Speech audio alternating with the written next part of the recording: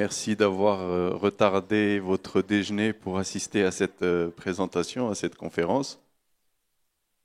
Aujourd'hui, je vais vous parler d'intelligence artificielle. C'est un sujet qui est très à la mode et pourquoi pas, la pharmacie également doit en profiter pour améliorer notamment sa gestion. Alors, avant de commencer, je vais vous raconter une petite anecdote qui est liée à l'innovation. Et si on retourne vers la fin du 19e siècle, l'innovation était en plein bouillonnement. Tout d'abord avec la révolution industrielle, avec l'invention de la machine à vapeur et l'industrialisation qui a démarré dans le monde, avec l'invention du téléphone, quelques années plus tard, qui a permis de communiquer à plus grande distance et surtout de rapprocher les gens. Avec également l'invention de l'ampoule électrique, qui a enfin éclairé à la fois les foyers et les mentalités sur l'innovation. Et il s'est trouvé qu'à cette époque, des experts, dont notamment le responsable de l'innovation dans un département public américain, a dit « Bon, bah, ça y est, tout ce qui pouvait être inventé a été inventé, on n'inventera plus rien. » Alors, très rapidement, juste après ça, dès le début du XXe siècle, eh ben, en fait, ça a continué. Donc, on a inventé l'avion à moteur. On a inventé le montage à la chaîne, qui a permis à tout le monde d'avoir une voiture, et aujourd'hui, on en profite tous. Et on a également inventé l'ancêtre de l'ordinateur, le premier ordinateur qui a déclenché une chaîne d'événements jusqu'à aujourd'hui, et avec l'intelligence artificielle. Et la morale un petit peu de tout ça, elle est résumée par un écrivain connu et qui a écrit de la science-fiction notamment, c'est que toute technologie suffisamment avancée est indiscernable de la magie. Mais la deuxième grande leçon, je pense qu'il faut retirer de tout ça, c'est que l'innovation, c'est un processus qui est continu, et il ne faut pas, sous aucun prétexte, lâcher et ne pas adopter à un moment ces innovations. Et donc, aujourd'hui, je veux vous parler de l'intelligence artificielle parce que c'est quelque chose que toutes les pharmacies doivent adopter d'une manière ou d'une autre. Alors, je me présente. Moi, je suis Wassim Barnossi, je suis avant tout fils de pharmacienne, d'une pharmacie qui a ouvert dans les années 80. Et j'ai eu l'occasion de voir comment, avec le temps, toute la façon de travailler, toute la topologie des pharmacies a complètement changé. Je suis également ingénieur, polytechnicien et en télécommunications, et j'ai travaillé pendant 20 ans dans le conseil en stratégie et en organisation, pour accompagner des entreprises, grandes, petites, moyennes, sur l'optimisation de leurs achats, l'optimisation de leur fonctionnement, l'optimisation logistique. Et c'est un petit peu la combinaison des deux qui a fait que, naturellement, Distrifa est né. Alors, Distrifa, c'est un assistant pour la gestion des commandes et du stock, qui vient un petit peu de ce parcours que j'ai eu la chance de suivre tout au long de ma carrière. Alors, pour vous parler un petit peu d'intelligence artificielle, on ne va pas rentrer dans les détails techniques, ça n'intéresse personne, mais en résumé, l'intelligence artificielle, c'est un processus qui a 4 grandes étapes. La première, c'est que l'intelligence artificielle va être alimentée par de la donnée, donc ça vous le savez, mais la différence, c'est que ce sont de très grandes quantités de données. Donc de très grandes quantités de données, c'est-à-dire, on ne parle pas simplement d'un fichier Excel ou d'un document même de la taille d'un livre, mais on est en train de parler de documents extrêmement extensifs, qui sont ces données-là, qui sont alimentées dans le système et qui vont être traitées. Donc le traitement, ça consiste à faire un petit peu de tri, un petit peu de classement, un petit peu de nettoyage quand il le faut.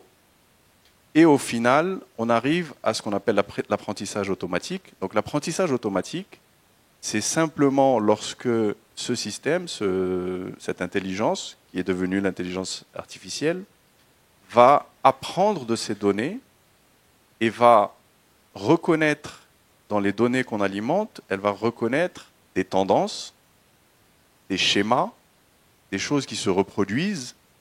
Et simplement, grâce à ça, on va réussir à faire de la prédiction. On va réussir à identifier des tendances sur le long terme avant qu'elles ne se produisent. Et on va également apporter des suggestions, c'est-à-dire que sur la base simplement de situations proches, pas exactement les mêmes, on va proposer des choses qui s'en inspirent. L'intelligence artificielle existe aujourd'hui parmi nous et vous l'utilisez tous les jours, parfois sans le savoir. Lorsque vous faites des recherches sur les principaux moteurs de recherche Internet, il y a de l'intelligence artificielle derrière qui essaye de deviner qu'est-ce que vous êtes en train de chercher. Lorsque vous parlez avec votre téléphone, avec votre assistant, et que vous lui demandez, vous lui posez une question ou bien vous lui demandez de vous aider avec quelque chose, il y a également de l'intelligence. Et en allant plus loin, dans le site internet où vous avez l'habitude de faire vos achats, eh bien souvent il y a de l'intelligence artificielle derrière qui vous recommande des produits en fonction de ce que vous avez déjà acheté. Alors, pour ne pas rester trop dans la théorie, moi je souhaite qu'on aille tout de suite sur du concret et on va parler des défis majeurs qu'il y a dans la gestion de la pharmacie et j'aimerais vous entendre, j'aimerais vous poser la question, à votre avis, quel défi vous voyez ou vous aimeriez voir relevé par l'intelligence artificielle en pensant à votre pharmacie et à votre quotidien? Est-ce que quelqu'un veut lancer un défi ou veut lancer un souci qu'il a dans la pharmacie? La rentabilité, d'accord? La logistique, la fréquentation, oui, la fréquentation, le flux de clients et de patients, oui. La gestion, alors la gestion c'est un peu large, est-ce que vous pouvez... la gestion de stock, d'accord? Pardon? La performance, donc ça rejoint un petit peu effectivement la rentabilité. L'optimisation des commandes. Les achats, donc c'est un petit peu lié. Très bien. Pardon? Les dates de péremption, voilà, pour aller encore un petit peu plus loin. Le conseil. Le conseil personnalisé aux patients et aux clients, oui. Et les pénuries. Et en dialecte marocain, l'IA dielna. C'est que ça donne la vie, dielna. Alors, oui, et un dernier point.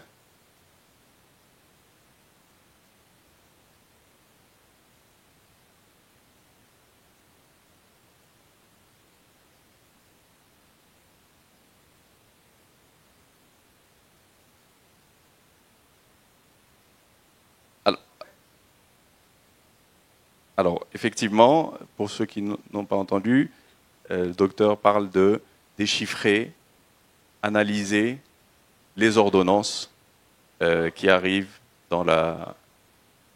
et les ordonnances qui arrivent de chez les médecins.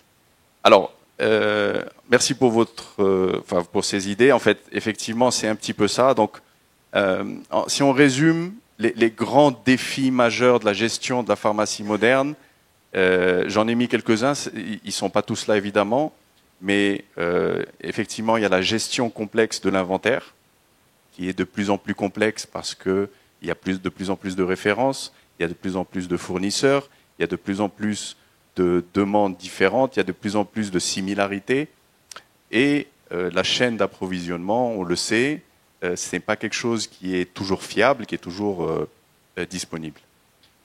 Les exigences réglementaires, on n'a pas entendu, mais plus le temps passe, plus les pharmaciens doivent remplir des registres, doivent tenir des documents administratifs de plus en plus complexes. Il y a la pression sur les prix, bien évidemment. Donc, on vient de passer, il y a quelques mois, un nouvel ajustement sur les prix qui a complètement chamboulé le fonctionnement de beaucoup de confrères. Et également la concurrence, évidemment. Donc, les pharmacies sont de plus en plus rapprochées et il y a de plus en plus de pression qui vient de là. Et le manque de temps. Ben oui, le manque de temps, parce qu'il faut faire tout ça avec le même temps qu'il y a 10 ans ou 15 ans, alors qu'on a des contraintes beaucoup plus fortes et beaucoup plus importantes. Donc oui, ce sont là les défis auxquels l'intelligence artificielle peut s'attaquer et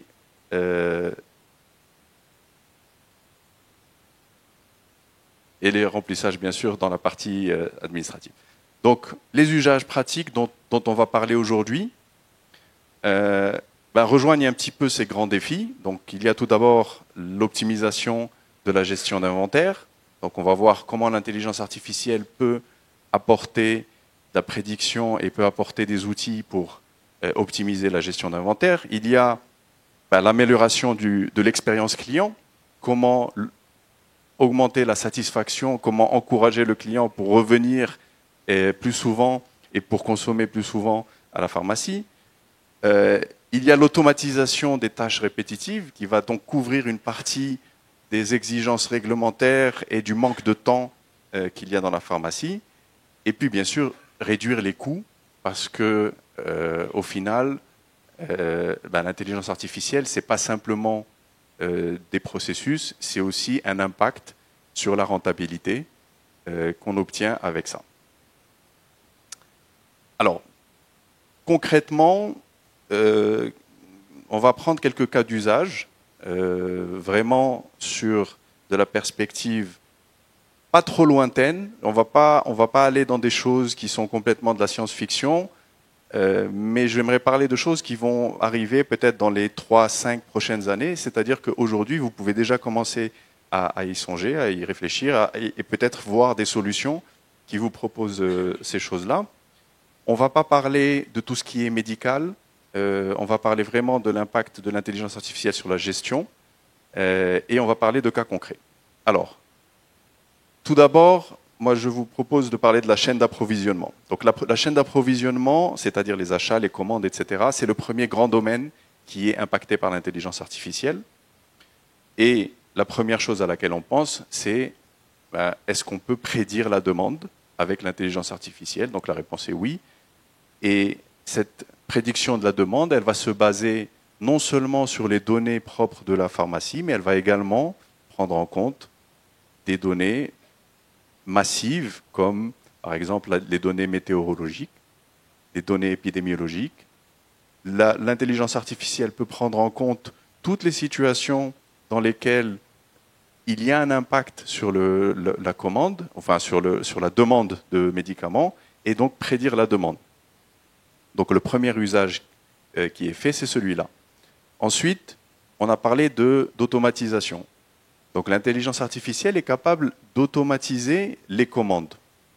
C'est-à-dire, imaginez un moment que tous les jours, au lieu que vous ayez, vous, à sortir ou à rentrer sur votre logiciel et préparer des commandes et puis les envoyer, et puis ensuite il faut vérifier est-ce que la commande a bien été passée, est-ce qu'il y a des manquants, est-ce que ces manquants-là, je vais les envoyer à un autre fournisseur, est-ce que je vais avoir une cascade de fournisseurs à qui je vais envoyer ces manquants-là, et puis ensuite, une fois que la commande elle est réceptionnée, qui va vérifier que le contenu de la réception est conforme avec la commande, et s'il y a une réclamation, qui va rédiger la réclamation et la suivre auprès des fournisseurs.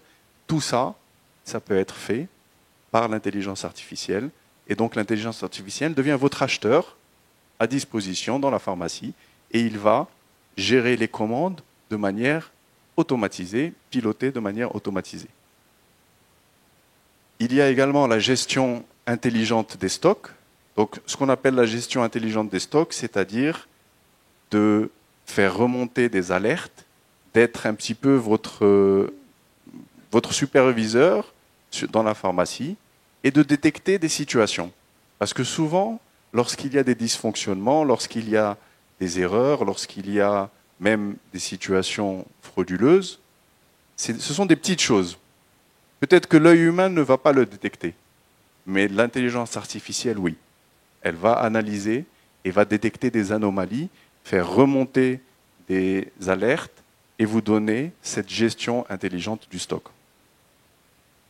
Et puis, bien sûr, l'optimisation des prix d'achat.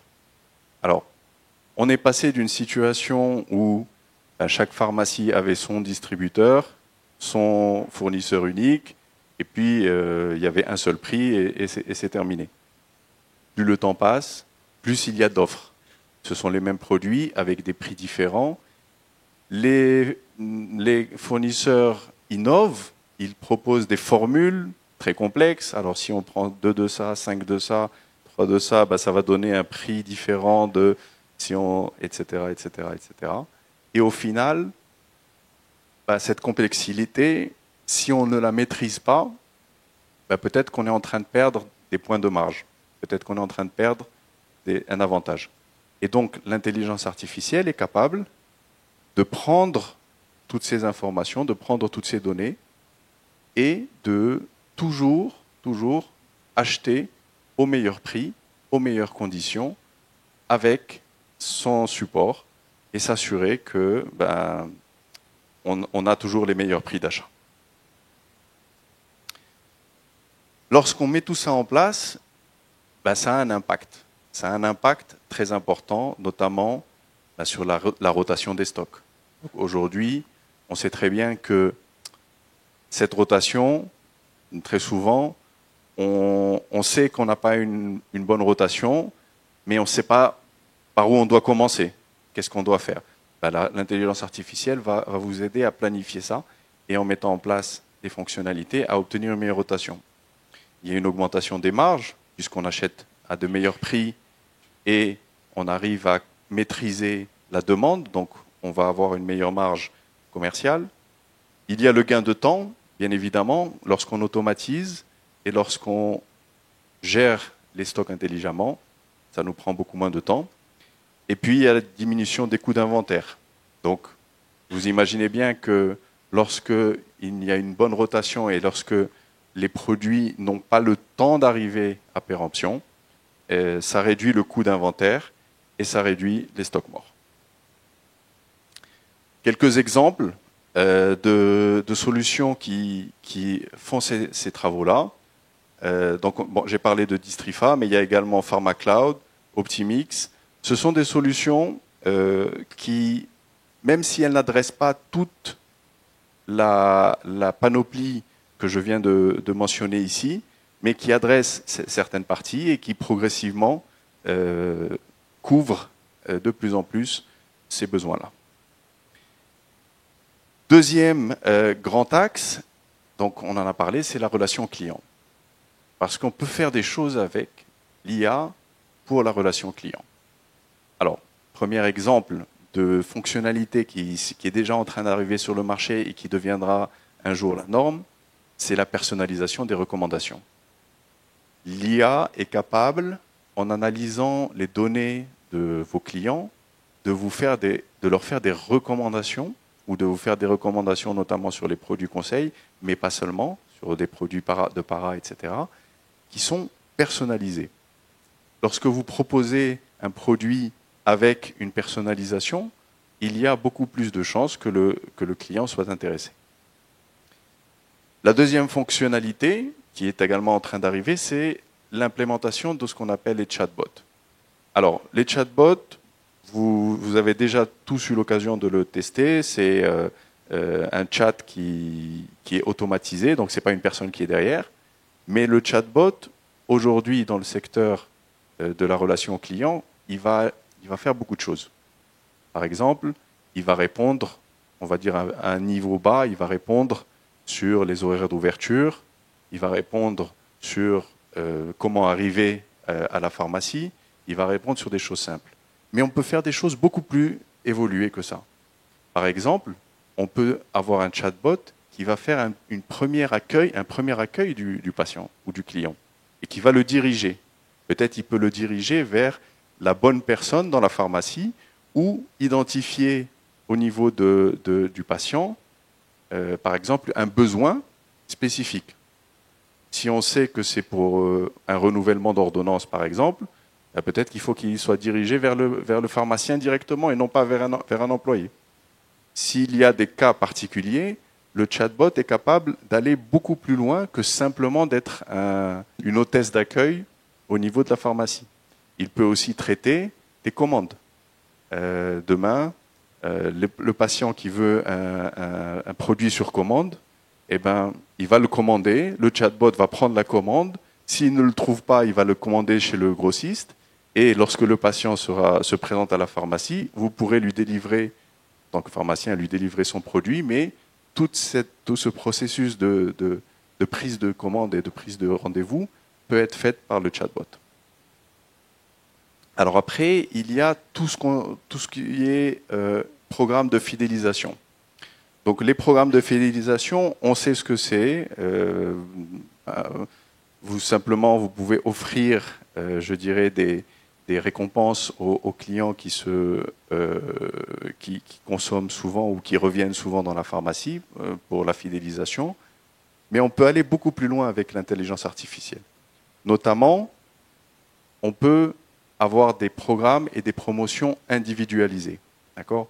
Donc, le fait d'individualiser et de personnaliser la fidélisation va avoir un effet beaucoup plus important et beaucoup plus efficace que de simplement envoyer des promotions avec, par exemple, un coupon pour tout le monde, le même produit, la même remise, le même programme. Donc il s'agit, avec l'intelligence artificielle, de comprendre et de reconnaître les besoins réels de chaque patient ou de chaque client. Ici, en l'occurrence, c'est pour les clients, et de faire des promotions spécifiques pour chacun, dans lequel, lui, il va se sentir personnellement récompensé pour ce qu'il est lui-même et non pas simplement traité dans la masse. L'amélioration de l'engagement client. L'engagement client, c'est toute la relation que le client a avec la pharmacie comptabilisée dans le temps. C'est-à-dire, est-ce que ce client va revenir une fois par semaine, une fois par mois, une fois tous les 2 mois? Donc l'engagement, est-ce qu'il va interagir avec le site web, si la pharmacie a un site web? Est-ce qu'il va penser à vous lorsqu'il a un besoin spécifique? C'est l'engagement. Et ça, on peut l'améliorer avec l'intelligence artificielle. Pourquoi? Parce que, eh bien, on peut faire un suivi du client, on peut faire un suivi, le relancer quand on voit que ça fait longtemps qu'il n'est pas venu à la pharmacie. On peut le relancer par exemple avec une offre ou avec une promotion ou avec simplement un message personnalisé qui fait qu'il va renforcer cet attachement et cette relation avec le client. Et dernier élément qui existe et enfin qui est en train de se développer grâce à l'intelligence artificielle dans les pharmacies, c'est la gestion dynamique des prix de vente. Donc la gestion dynamique des prix de vente, ce n'est pas à nous ou à, je dirais, quelqu'un qui n'est pas un professionnel du marketing qui va se mettre à fixer des prix de vente en fonction de la demande ou autre. L'intelligence artificielle est capable de le faire. Et notamment, eh bien, elle est capable de repérer des moments où il y a une augmentation de la demande parce qu'un produit commence à devenir rare. Vous n'allez pas vous en rendre compte ou vous allez vous en rendre compte beaucoup plus tard. Mais l'intelligence artificielle est capable de s'en rendre compte et d'ajuster un petit peu le prix pour maximiser, je dirais, la marge sur ces prix-là. Et ça, c'est quelque chose qui existe déjà dans un certain nombre de sites, notamment Amazon. Ils ont déjà implémenté des choses comme ça. mais demain, avec l'intelligence artificielle, ça sera déployé un petit peu partout. Alors, les effets et les impacts, ben, tout d'abord, c'est une amélioration de la fidélité des clients. Donc, grâce à l'intelligence artificielle, vous allez voir que, en fait, le client se sent reconnu, il se sent beaucoup plus identifié, il sent qu'il reçoit une attention personnalisée et ça améliore sa fidélité. Il y a également l'augmentation du panier moyen. Pourquoi? Ben parce qu'on va lui proposer, on va lui servir, on va lui donner des produits qui sont beaucoup plus en accord avec son besoin. Et donc, le panier moyen du client, ben, il va augmenter. Le gain de temps, bien sûr. Donc, si on a des chatbots ou si on a une personnalisation des programmes, ben, ça fait beaucoup moins de travail pour les équipes et pour le pharmacien, qui est géré ici encore par l'intelligence artificielle. Et la diminution des coûts de gestion des ventes. Donc, tout acte de vente a un coût, tout acte de fidélisation a un coût, mais avec l'intelligence artificielle, ce coût est complètement réduit. Quelques exemples encore d'applications qui le font. Au Maroc, je n'ai pas d'exemple, mais en Espagne, et c'est pas très loin et ça devrait pas tarder à arriver, il existe des solutions qui ont complètement automatisé la relation entre le pharmacien et, enfin, entre la pharmacie et le client. Et ils sont capables de gérer des campagnes sur les réseaux sociaux, par exemple. Ils sont capables de gérer toute la relation du client tant qu'il n'est pas dans la pharmacie, pour la prise de commande, etc. Tout ça en un seul endroit, grâce à l'intelligence artificielle. Le troisième grand chantier de l'intelligence artificielle en la pharmacie, c'est, on l'a mentionné tout à l'heure dans les questions, c'est la question de la gestion et la réduction des coûts. Alors, j'ai parlé tout à l'heure de l'automatisation des tâches répétitives. Donc, l'intelligence artificielle, on va dire, elle est conçue de cette manière-là. On peut lui alimenter n'importe quel processus ou tâche avec un grand nombre de répétitions de données, et l'intelligence artificielle est capable, par la suite, de reproduire cette tâche avec de nouvelles données. Donc j'ai donné tout à l'heure l'exemple de la saisie des registres. C'est une des choses qui vont arriver le plus rapidement, à mon avis, parce que, ben, en fait, une fois que l'intelligence a vu comment on remplit le registre 10 fois, 20 fois, 30 fois, 40 fois, elle est capable par la suite de le remplir pour vous de manière automatisée. Réduire les erreurs humaines. Alors, on le sait bien, la pharmacie, c'est un lieu où il y a beaucoup de pression pour aller vite. On traite beaucoup de malades ou de patients ou de clients dans la journée. On exige beaucoup de choses à soi-même et aux équipes. Et au final, ben bien évidemment, on ne peut pas toujours faire les choses bien et sans erreur. Donc l'intelligence artificielle est là pour réduire les erreurs humaines, justement sur tous ces process-là, puisque dans la répétition et dans l'automatisation, il y a toujours cette boucle de vérification qui s'ajoute. Améliorer la planification. Alors, un exemple très concret, une intelligence artificielle est capable d'organiser les tours des équipes. En fonction de quoi?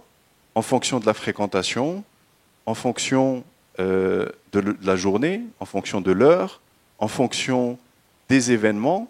Donc, si vous êtes une pharmacie qui, par exemple, est proche d'un centre de congrès et que tous les week-ends, ben, en fait, on a une augmentation de la fréquentation parce qu'il y a des événements. Ben, l'intelligence artificielle va repérer ça et elle va vous dire, de telle heure à telle heure le week-end, vous devez avoir une personne en plus et vous pouvez la brancher avec le site du Palais des Congrès et automatiquement, elle va savoir qu'il y a un événement à telle date et il faut rajouter du monde pour accueillir les clients. Donc la planification, comme je l'ai dit en introduction, c'est une des forces de l'intelligence artificielle. Et puis il y a l'analyse intelligente de la performance. Alors là-dessus, donc il y a plusieurs niveaux en fait qui vont apparaître progressivement. Le premier, c'est que l'intelligence artificielle va vous donner des rapports sur votre activité qui sont des rapports de plus en plus évolués, de plus en plus élaborés. Mais ça ne va pas s'arrêter là. Ces rapports, il faut les analyser, il faut les interpréter. L'intelligence artificielle va être capable de vous donner des recommandations et va être capable de piloter avec vous la pharmacie comme si c'était un expert en achat, un expert en logistique, un expert en vente, et vous donner des recommandations pour améliorer votre performance. Une fois qu'on implémente ces solutions, bien évidemment, on va améliorer la qualité de service dans le sens où si on a le personnel suffisant, si on est capable de répondre rapidement à des demandes et à des processus administratifs, on va améliorer la qualité de service. Il y a le gain de temps, puisqu'on automatise notamment les tâches répétitives. La diminution des coûts de gestion, parce qu'on peut exécuter beaucoup plus avec moins de ressources et de personnel. Et l'augmentation de la productivité des équipes. L'intelligence artificielle ne remplace pas une équipe, mais elle la rend beaucoup plus productive. Tout ce dont je viens de vous parler, ce sont des choses qui, à horizon 5 ans, vont être presque banalisées. Aujourd'hui, il y a un grand nombre de grandes entreprises pharmaceutiques, ça commence par elles, qui ont déjà déployé un certain nombre de solutions, notamment pour la planification des achats et la prévision des stocks. Donc, ça existe aux États-Unis, ça existe en Europe, dans le nord de l'Europe, et ça existe même dans certains pays comme le Mexique, qui n'ont pas forcément la même culture technologique que les grands pays. Les recommandations, les suggestions de vente et la relation client, pareil, ça existe déjà dans un certain nombre de grands groupes qui vont beaucoup mieux servir le patient grâce à l'intelligence artificielle. Et puis sur la gestion des opérations, on a un certain nombre de distributeurs notamment qui vont améliorer la route de leur réseau de distribution grâce à l'intelligence artificielle pour réduire leurs coûts et aussi mieux servir les pharmacies. Alors, pour ne pas trop rester dans la théorie, ce que je vous propose, c'est de faire une petite démonstration. C'est une démonstration sur un assistant pour pharmacie. Et c'est un prototype, mais je pense que ça va vous donner un petit peu une idée de ce que très bientôt vous pourrez voir dans vos propres pharmacies.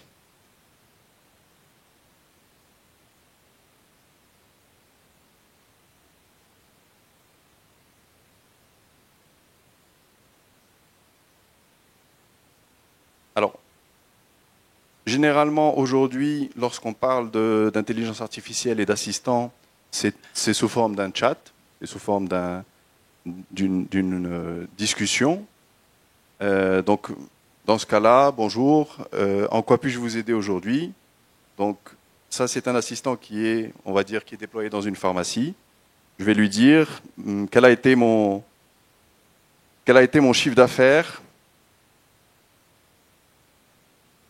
hier, par exemple.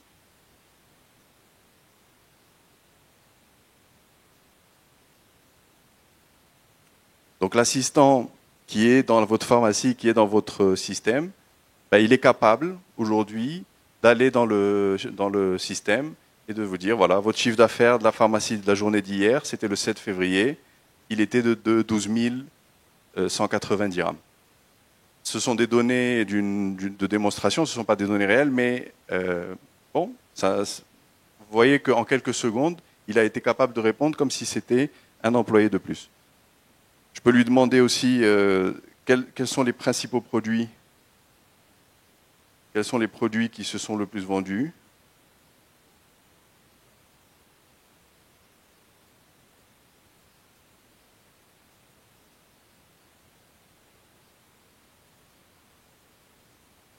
La même journée.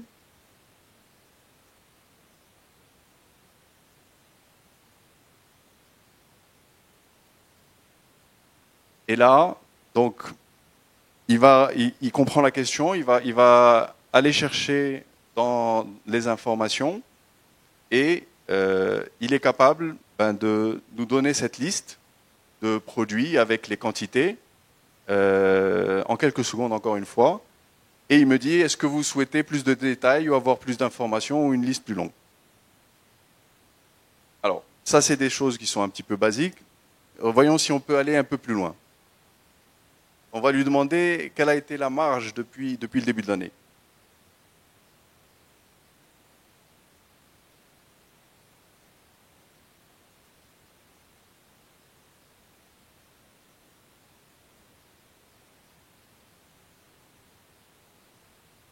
On peut faire quelques fautes d'orthographe, c'est pas grave, il comprend ce qu'on lui dit. Donc là, on va lui poser une question un peu plus élaborée, on va essayer d'aller un petit peu plus loin. Mais il répond, voilà, depuis le début de l'année 2025 jusqu'au 7 février, votre marge a été de 140 et quelques mille dirhams. Donc il comprend le concept de marge, il comprend et il est capable d'aller chercher tout ça. Mais nous, on veut aller un petit peu plus loin. On veut aller un petit peu plus loin. On va lui demander de comparer ça avec les années précédentes.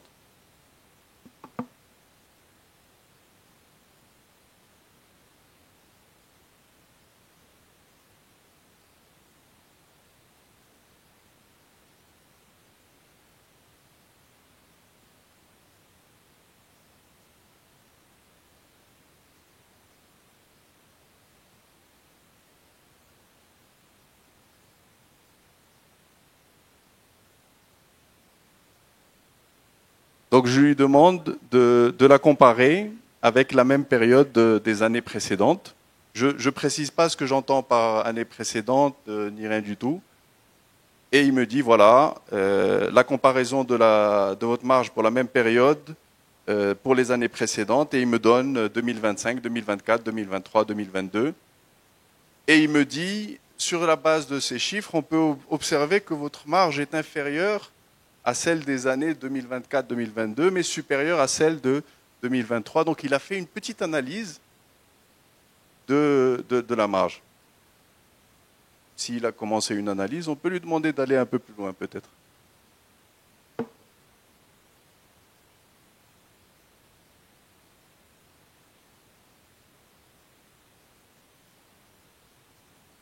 Je vais lui poser une question très ouverte. Je vais dire, est-ce que tu peux m'en dire un peu plus? Donc là, on a entamé une conversation. On est parti d'un point de départ et puis petit à petit, on a commencé. Et là, en fait, l'intelligence artificielle commence à s'activer et il va donc non seulement nous donner une analyse, mais il va aussi nous donner des observations et puis il va nous donner des suggestions pour améliorer la marge, de choses qu'on peut faire pour encore aller plus loin. Et notamment, il nous dit, bon voilà, on peut faire une analyse des produits, on peut chercher à optimiser les achats, on peut lancer des promotions et des marketing sur certains éléments. Donc il nous a donné une part qui va un petit peu plus loin et il nous a dit quelque part ici que en fait la baisse de la marge elle peut être due à deux facteurs, soit à une baisse des ventes, soit à une augmentation des achats par rapport à la même période. Donc, si vous voulez, on peut lui poser une dernière question, on peut lui demander est-ce que la baisse est venue d'une baisse des ventes ou d'une augmentation des achats?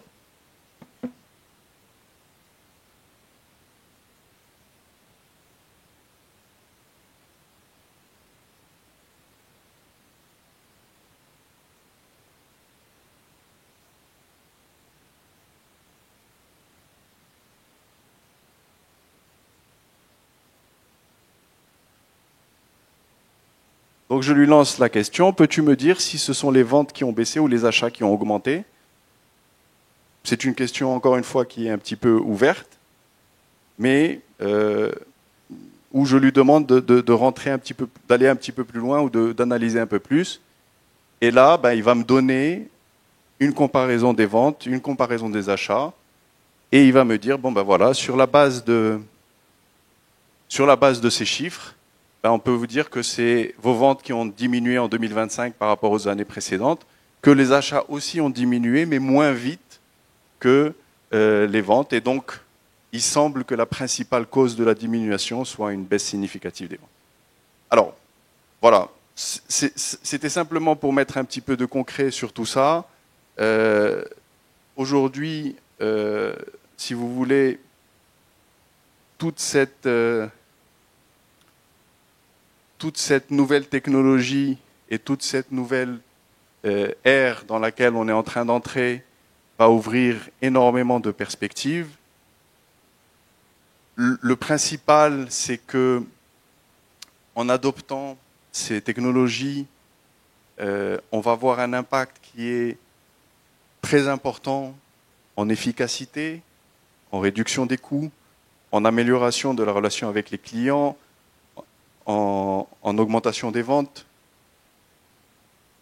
Nous-mêmes, en tant que gestionnaires, vous, en tant que gestionnaire de pharmacie, vous allez avoir des supports pour prendre des décisions beaucoup plus éclairées.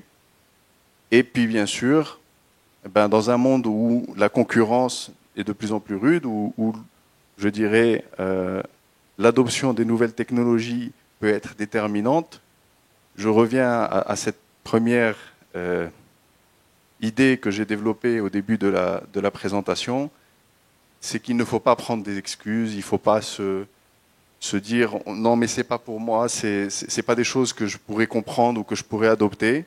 Il faut simplement accepter cette avancée, cette innovation et se faire accompagner si c'est nécessaire, mais prendre ce virage parce que il va énormément apporter à toute la profession.